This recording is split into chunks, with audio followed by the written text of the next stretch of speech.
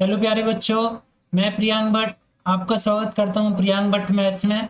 तो हम जो पढ़ रहे हैं वो एसएससी सीजीएल और सीएचएसएल, इसकी मैंने एक सीरीज स्टार्ट की है जिसकी आज हमारी 11वीं क्लास है।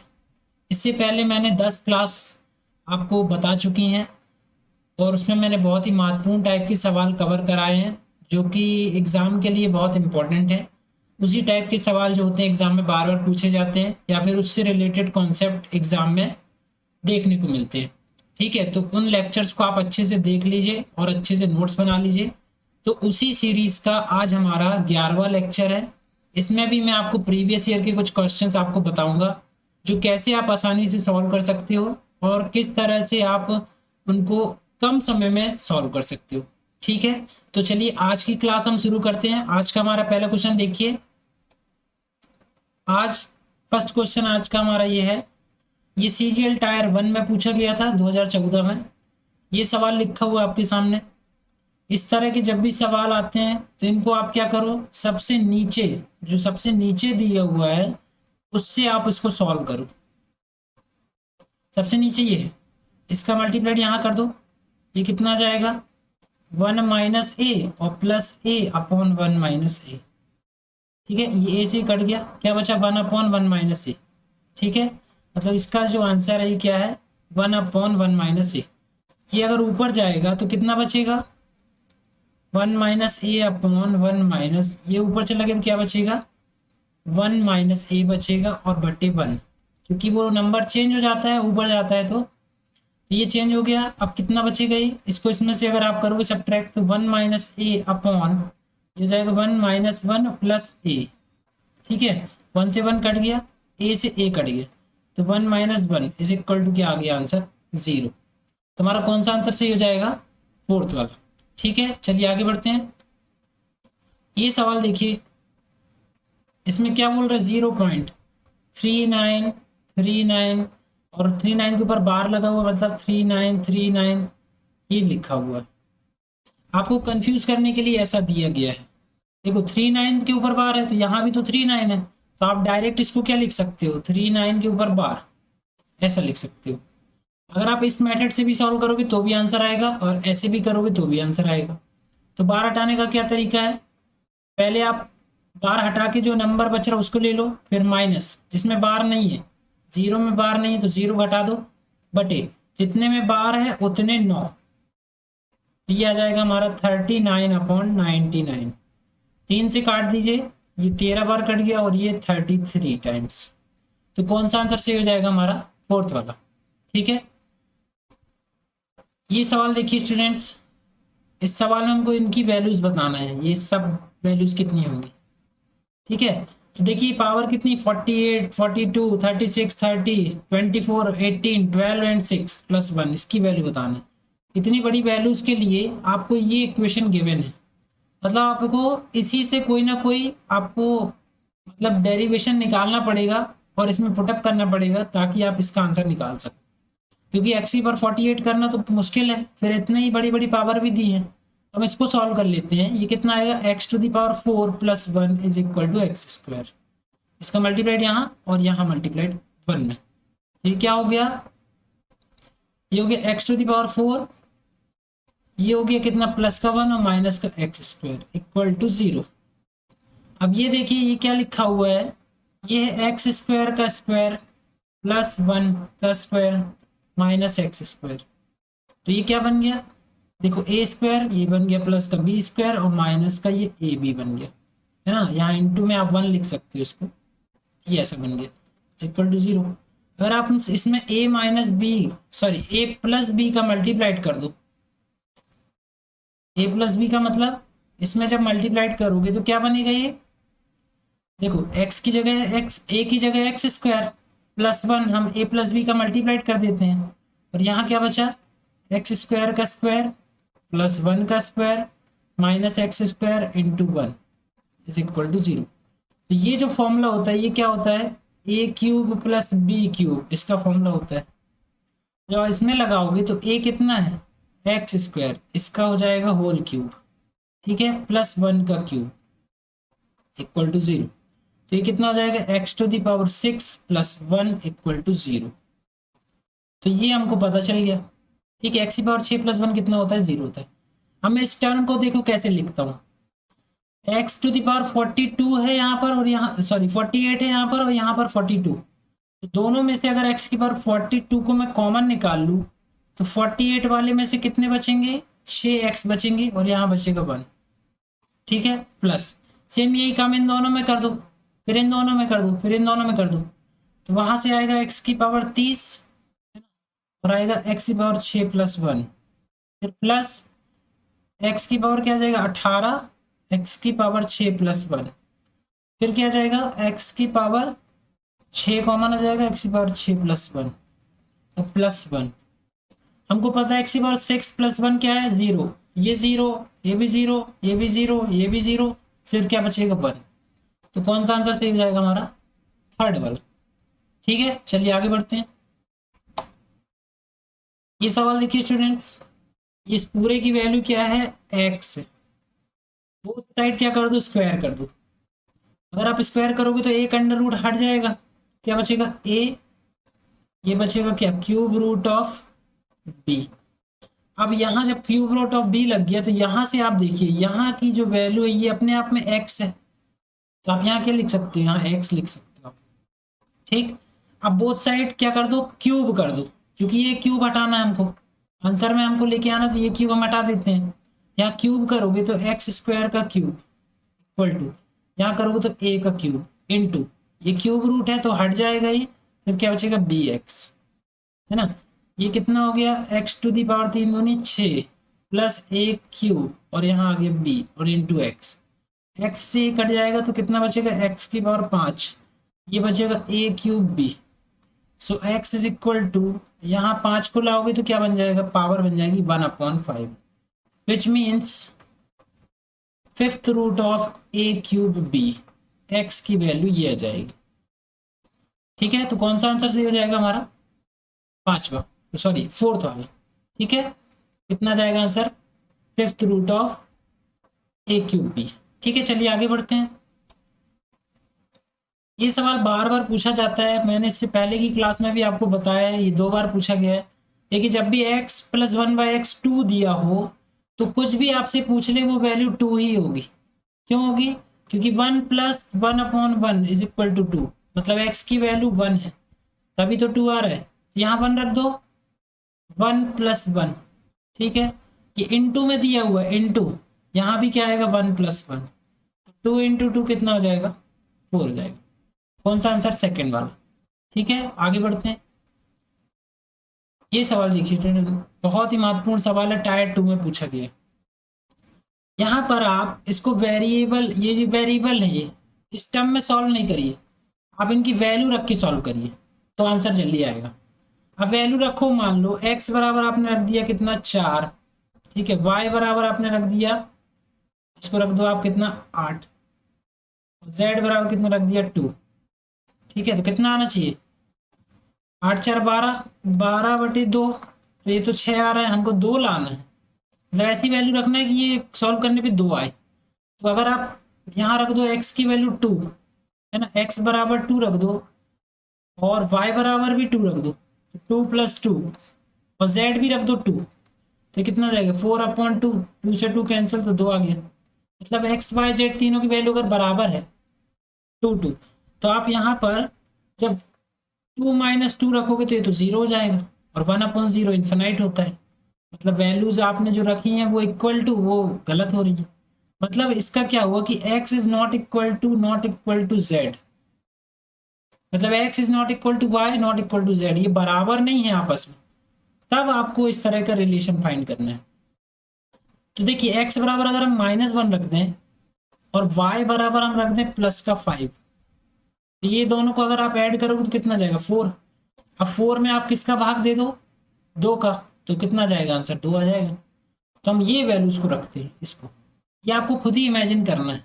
ठीक है, तो यहाँ रखो, यहाँ रख रहे हो तो 2 आ रहा है। अब देखो इस इक्वेशन में रखना है क्योंकि हमको उसकी वैल्यू चाहिए, तो y की वैल्यू कितनी है +5 अपॉन y - z, मतलब 5 - 2, फिर आगे प्लस x की वैल्यू -1, फिर -1, z की वैल्यू कितनी आएगी +2, ये कितना हो गया 5/3, ये कितना हो गया, -1/-3, ये कैंसिल, कितना हो गया 5 और 1 6/3, मतलब कितना आ गया आंसर 2। ये आ गया आंसर हमारा 2, थर्ड वाला। देखिए स्टूडेंट्स, ये टायर 2 का सवाल है, मेंस का सवाल है, सीजीएल में पूछा गया है 2018 में। तो इस सवाल को लगाना इतना आसान नहीं है, आपको अपनी जो समझ है वो विकसित करनी पड़ेगी। आपको कुछ ना कुछ वैल्यूज यहाँ पर पुटअप करके रखनी पड़ेगी, नहीं तो आप इसी टर्म में इसको सॉल्व करते रहिए, बहुत लंबा प्रोसेस हो जाता है वो, और आपको कंफर्म भी नहीं होगा कि आंसर सही आ रहा है कि गलत आ रहा है। ठीक है, और कैलकुलेशन भी बहुत हार्ड हो जाएगा। इसलिए जब भी आपको वेरिएबल्स के सवाल दिखाई दें, आप उसमें वैल्यू पुट करके आंसर निकालिए, वो ज़्यादा आसान पड़ता है और जल्दी भी होता है। ठीक है, इससे आपका दिमाग भी डेवलप होगा। तो आप क्या करो, इस तरह के सवालों की बहुत ज़्यादा प्रैक्टिस करो, उनमें वैल्यू रख के देखो, तभी आपकी जो समझ है वो डेवलप हो पाएगी। ठीक है, चलिए आगे बढ़ते हैं। ये देखिए टायर 2 का सवाल है, ये भी मेंस का सवाल। 11 संख्याओं का औसत 36 है, तो इनका योग निकाल लेते हैं। 11 संख्याओं का, 11 का योग निकाल लेते हैं ना, कितनी आएंगी, एवरेज इनटू नंबर। तो 11 में 6 66, 3 11 3 33 और 6 39, और 9 संख्याओं का औसत 34 है, तो 9 का योग निकाल लो। 9 का योग कितना आ जाएगा, एवरेज इनटू उनका नंबर। तो 9 चौके 36, 6 बचा 3, और ये 27 और 3 30। ये 11 संख्याओं का योग है, ये 9 संख्याओं का योग। तो इसमें से अगर इसको घटा दोगे तो जो 2 एक्स्ट्रा संख्याएं उनका योग आ जाएगा कितना, है ना, ये 0 और ये बचेगा 9, 96। अब इन्हीं का आपको क्या दिया हुआ है, अनुपात दिया हुआ है। तो 2 + 3, 5 की वैल्यू कितनी दी है आपको, सर ये 0 आएगा, 96 नहीं 90 होगा ये। 5 की वैल्यू 90 है, तो 1 की वैल्यू कितनी हो जाएगी, 90/5। आपको कौन सी वैल्यू बताना है, छोटी वैल्यू, लघुत्तम मतलब छोटी वैल्यू। तो छोटी कौन सी होगी, इसमें से 2 वाली, है ना। तो 2 इंटू ये कट गया 18 बार, तो 18 दूनी 36। कौन सा आंसर हो जाएगा हमारा, चौथा वाला 36। ठीक है, चलिए आगे बढ़ते हैं। 55 किलोग्राम के मिश्रण में दूध और जल का अनुपात इतना है, 7:4।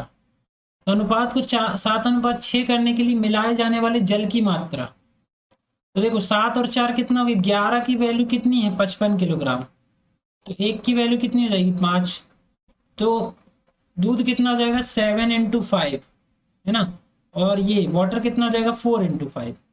ठीक, कितना आएगा 35/4 × 20। अब क्या बोल रहा है, ये क्या है हमारा, ये हमारा क्या है, मिल्क है, और ये क्या है, ये हमारा वाटर।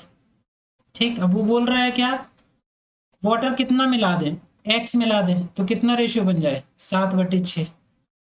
7 से काट दो 5 बार कट गया, 6 पंचे 30, 30 बराबर 20 + एक्स, तो एक्स बराबर कितना आ गया 10।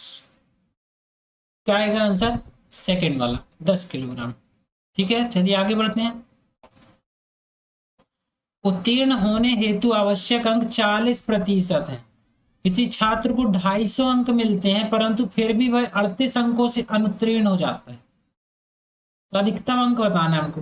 टायर 2 मेंस का सवाल है, देखिए 2018 में आया, कितना आसान सवाल। अब आप एक बात समझिए, उत्तीर्ण होने हेतु 40% अंक होने चाहिए, मतलब 40% अंक अगर मिल गए तो वो पास हो जाएगा। ठीक है, लेकिन मिले कितने, 250, तब भी वो पास नहीं हुआ। कितने अंक और मिल जाते तो पास हो जाता, 38। 38 अंकों से क्या हो गया, फेल हो गया, मतलब ये 38 अगर इसको मिल जाते तो ये क्या हो जाता, ये पास हो जाता। और पासिंग मार्क्स कितने हैं 40%, तो 40% की वैल्यू किसके बराबर होगी 288 के। आपको क्या बताना है, अधिकतम अंक। तो 40% की वैल्यू इतनी है, तो 100% की कैसे निकालोगे, 288 बट्टे में आ जाएगा 40 और इंटू में आ जाएगा 100। एक जीरो से एक जीरो कट गया, 4 सत्ते 28, 4 दूनी 8, कितना आ गया 720। 100% की वैल्यू, अधिकतम अंक कितने हैं 720। फर्स्ट वाला हमारा आंसर हो जाएगा। ठीक है, चलिए आगे बढ़ते हैं। ये देखिए प्रॉफिट एंड लॉस का बहुत अच्छा सवाल है ये। एक आदमी कुछ वस्तुएं ₹P प्रति दर्जन के भाव से खरीदता है, ठीक है, P/8 रुपए प्रति वस्तु के हिसाब से बेचता है, तो उसका लाभ प्रतिशत। मतलब कॉस्ट प्राइस कितना है, पी अपॉन 12 है, ठीक है। और सेलिंग प्राइस किस क्या है, पी अपॉन 8। वो क्या बोल रहा है, लाभ हो रहा है। इसका मतलब लाभ क्या होता है, जब selling price minus cost price करोगे तब लाभ होता है ना, सेलिंग प्राइस ज्यादा हो। तो P upon 8 minus P upon 12, ये हमारा प्रॉफिट आ गया। कितना हो गया ये 24, एलसीएम आ गया, 8 तिया 24, 3p minus 2p equal to 1/24, मतलब p/24। ये हमारा क्या हो गया, प्रॉफिट हो गया, है ना, प्रॉफिट। ठीक। अब प्रॉफिट परसेंट निकालना है, तो profit percent is equal to profit p/24 upon cost price कितना है, p/12 इंटू 100। पी से पी कट गया, 12 कम 12, 12 दूनी 24, ठीक है। ये दो यहाँ कहाँ आएगा, इसके बटे में आएगा, इससे काट दो, ये कितना हो जाएगा 50। कितना हो जाएगा हमारा आंसर, 50%। ठीक है स्टूडेंट्स, आगे समझ में, चलिए आगे बढ़ते हैं। एक वस्तु पर 40% की छूट देने के बाद भी 20% का लाभ होता है, तो छूट ना देने पर लाभ का प्रतिशत क्या होगा। तो सबसे पहले 40% छूट दे रहा है, तो आपको मार्क्ड प्राइस पता होना चाहिए, वो नहीं पता तो आप मान लो 100। डिस्काउंट कितना दे रहा है, 40%, मतलब कितना रुपए, 40 रुपए, 100 का 40 रुपए, तो बेच कितने में रहा है, 100 में मार्क्ड किया है उसने, 40 रुपए डिस्काउंट दे रहा है, तो बेच रहा 60 रुपए में। ठीक। तब भी ये जो अमाउंट है, तब भी इसको क्या हो रहा है, 20% का लाभ हो रहा है। इसका मतलब ये जो वैल्यू है 60 रुपए, ये 120% की वैल्यू। हमको क्या करना है, हमको 100% की वैल्यू निकालना है। कितने की निकालना है, 100% की। क्यों, क्योंकि वही हमारा क्या होगा, कॉस्ट प्राइस होगा। ठीक है। ये कट गया 6 दूनी 12, कितना बच गया 50। हमारा जो कॉस्ट प्राइस है वो कितना है, 50 रुपए। सेलिंग प्राइस कितना है, 60 रुपए। डिस्काउंट है 40 रुपए। और मार्क्ड प्राइस है 100 रुपए। अब क्या बोल रहे हैं वो, छूट ना देने पर लाभ का प्रतिशत। 50 रुपए में खरीदा था, अगर छूट नहीं देगा तो बेचेगा कितने में, 100 रुपए में, है ना। अगर 50 रुपए में आप कोई चीज खरीदो और 100 रुपए में बेच दो, तो आपको कितना प्रॉफिट हो जाएगा, 50 रुपए का प्रॉफिट। किस बेस पे हुआ है, 50 में खरीदा था आपने, इंटू 100, ये कट गया, कितने परसेंट का लाभ हुआ, 100% का। तो कौन सा आंसर हो जाएगा, चौथा वाला। वैसे भी आप समझ सकते हो, 50 रुपए में हमने कोई चीज खरीदी और हमने सीधे उसका डबल रेट लगा दिया, 100 रुपए। तो हमारे 50 तो हमको मिल गए, और हमको 50 रुपए और ज्यादा मिल गए, मतलब हमको कितना बेनिफिट हो गया, 100% का बेनिफिट हो गया। ठीक है, चलिए आगे बढ़ते हैं। किसी धनराशि पर 2 वर्ष के लिए 15% की दर पर चक्रवृद्धि ब्याज इतना रुपए मिलता है, तो बताना है मूल राशि क्या है। टायर 2 मेंस का सवाल है 2017 का। ठीक है, सीजीएल में पूछा गया है। मैंने आपको इससे पहले भी बताया था कि जब सिंपल इंटरेस्ट 2% के लिए बोला जाए, तो उसका जो एसआई होगा वो कितना होगा, उसका एसआई कितना होता है, 2% पे नहीं। सिंपल इंटरेस्ट जब 2 ईयर के लिए बोला जाए, तो कितना बनता है सिंपल इंटरेस्ट, वो बनता है R+R। ठीक है। लेकिन अगर CI बोल दे, कितने ईयर के लिए, 2 ईयर के लिए, तो फॉर्मूला क्या बन जाता है, R+R+R इंटू R/100, ये फॉर्मूला बनता है। हमको क्या दिया है, 2 वर्ष दिया है, ठीक है। फिर क्या दिया, रेट 15%, ठीक है। और चक्रवृद्धि ब्याज दिया है, ना कि सिंपल इंटरेस्ट। तो आप ये वाला फॉर्मूला लगाएं, ये ब्याज इसी के बराबर होगा। ठीक है।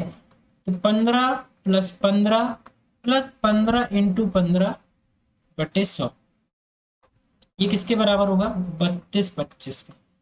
ये कितना आ जाएगा, सॉल्व करना, 15×15 = 30 और 2.25 मतलब 32.25%।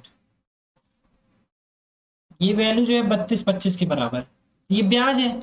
हमको 100% अगर निकालना है तो हमारा क्या जाएगा, वो मूलधन आ जाएगा। तो 32/25 बटे 32.25 और इंटू 100, यही क्या हो जाएगा, हमारा प्रिंसिपल हो जाएगा। ठीक है। इससे आप काट देना इसको, ये 1/100 बचेगा, ऊपर चला जाएगा, तो कितना हो जाएगा हमारा आंसर, ये हो जाएगा 10,000। ठीक है। कौन सा हो जाएगा आंसर, फर्स्ट वाला। चलिए आगे बढ़ते हैं स्टूडेंट्स। ये सवाल देखिए, ए और बी किसी कार को 15 दिन में, बी और सी 12 दिन में, सी और ए 10 दिन में, तो ए स्वयं अकेला कितने दिन में करेगा? टायर 2 मेंस का सवाल। ठीक है, तो a plus b is equal to 1/15। ठीक है, एक दिन का कार्य। बी प्लस सी के एक दिन का कार्य 1/12, सी प्लस ए के एक दिन का कार्य 1/10। तीनों को आप ऐड कर दीजिए, यहाँ सब दो दो बार है तो 2a, 2 कॉमन ले लिए, a प्लस बी प्लस सी, ये सब ऐड हो जाएगा 1/15 प्लस 1/12 प्लस 1/10। एलसीएम कितना आ गया इनका? 60।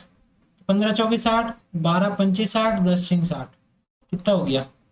6 5 11 4 15, 15/60 कितना आएगा? 1/4। ये दो को आप बटे में लाएंगे तो a प्लस बी प्लस सी बराबर 1/8।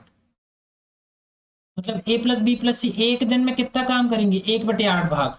हमको किसका पूछा है? a को स्वयं कार्य पूरा करने में। तो b प्लस सी की वैल्यू देखो आप, b प्लस सी रखोगे तब ये आएगा। b प्लस सी कितना है? 1/12। जब यहाँ पक्षांतर करोगे तो 1/8 माइनस 1/12, तो ये a का भाग आ जाएगा। कितना आएगा? ये हो जाएगा 24। 3 8 24, 12 दूनी 24, 1/24। एक दिन में 1/24 भाग, तो कितने दिन में? 24 दिन में ये पूरा काम कर देगा। ठीक है, तो कौन सा आंसर सही हो जाएगा हमारा? सेकंड वाला। चलिए आगे बढ़ते हैं। सीजीएल टायर 1 परीक्षा 2012 का सवाल, बहुत इंपॉर्टेंट सवाल, बहुत अच्छा क्वेश्चन है। हमको इसकी वैल्यू बताना है। तो आप सबसे सिंपल, कॉट की वैल्यू क्या होती है? कॉट की वैल्यू होती है cos upon sine, cos alpha upon sine alpha. Power लगी है 6 तो 6 बार लिख दो उसको, माइनस ये हो जाएगा कॉट स्क्वायर अल्फा। कॉस की पावर 6, अगर आप इन दोनों का स्क्वायर कर दो, यहाँ भी स्क्वायर कर दो और यहाँ भी स्क्वायर कर दो, ये हमको दिया हुआ है, हम इसमें कुछ भी कर सकते हैं। तो 3 दूनी हो जाएगा 6 और यहाँ हो जाएगा 2 दूनी 4। मतलब कॉस की पावर 6 अल्फा की वैल्यू क्या हो जाती है? साइन की पावर 4 अल्फा बटे यहाँ क्या है? साइन की power 6 alpha minus cot square alpha. ये 4 से ये 2 बच जाएगा, मतलब 4 बार कट जाएगा तो 2 बचेगा, तो 1/, कितना बचेगा? Sine square alpha. ये कितना होता है? 1/sin क्या होता है? Cosec square alpha. ये माइनस क्या है? Cot square alpha. ये फॉर्मूला होता है cosec theta, sorry cosec square theta minus cot square theta equal to क्या होता है? ये 1 होता है। ठीक है, तो कौन सा आंसर सही हो जाएगा हमारा? फर्स्ट वाला। ठीक है स्टूडेंट्स, आगे समझ में, चलिए आगे बढ़ते हैं। ये सवाल देखिए, एक समकोण त्रिभुज की परिवृत्त की त्रिज्या 15, उसके अंतर्वृत्त की त्रिज्या 6 सेंटीमीटर है, तो उस त्रिभुज की भुजाएं ज्ञात कीजिए। ये समकोण त्रिभुज का जो कॉन्सेप्ट है, परिवृत्त की त्रिज्या और अंतर्वृत्त की त्रिज्या, इसके लिए मैंने अलग से ज्योमेट्री ट्रिक्स करके एक लेक्चर अपलोड किया हुआ है। पूरा उस लेक्चर में मैंने डिटेल में बताया है कि कैसे इसका सूत्र स्थापित होता है, कैसे इसको हम इजीली समझते हैं और कैसे हम इसकी परिवृत्त की त्रिज्या निकालते हैं, कैसे अंतर्वृत्त की त्रिज्या निकालते हैं। सारी चीज़ें मैंने उस लेक्चर में बताई हुई है। अगर आपने अभी तक वो लेक्चर नहीं देखा तो प्लेलिस्ट में जाकर उस लेक्चर को देख सकते हो आप, वहां पर आपको पूरा डिटेल में मिल जाएगा। ठीक है, अभी के लिए मैं आपको बता दे रहा हूँ। ये हमारे पास समकोण त्रिभुज है, ये अंदर जो वृत्त बनता है वो अंतर्वृत्त होता है, और बाहर जो वृत्त होता है वो बाह्यवृत्त होता है। ठीक है, तो कैपिटल आर, बाहर जो वृत्त बन रहा है उसका फॉर्मूला होता है h/2, मतलब हाइपोटेनियस का आधा। और जो अंदर वृत्त बनता है उसकी त्रिज्या क्या होती है? Small R. यहाँ होता है सेंटर और ये स्मॉल आर है, ये हो गया हमारा कैपिटल आर। ठीक है, तो कैपिटल आर की वैल्यू h/2, स्मॉल आर की होती है perpendicular plus base minus hypotenuse upon 2। ठीक है, यहाँ हमको क्या दिया हुआ? परिवृत्त की त्रिज्या कितनी है? 15 है ना, मतलब ये वैल्यू दे दी 15 बराबर h/2, तो हाइपोटेनियस कितना हो जाएगा हमारा? 30 हो जाएगा। ठीक है, आप यहाँ पर देख सकते हो, हाइपोटेनियस मतलब सबसे बड़ी भुजा, सबसे बड़ी साइड। तो यहाँ सबसे बड़ी साइड 41 है, इसका आधार करोगे तो 15 नहीं होगा। यहाँ पर सबसे बड़ी भुजा कौन सी है? 30, तो ये वाला ऑप्शन मैच हो सकता है। यहाँ पर सबसे बड़ी भुजा कौन सी है? 30, यहाँ भी हो सकता है, लेकिन ये कट जाएगा, ये 2 ऑप्शन कट गए।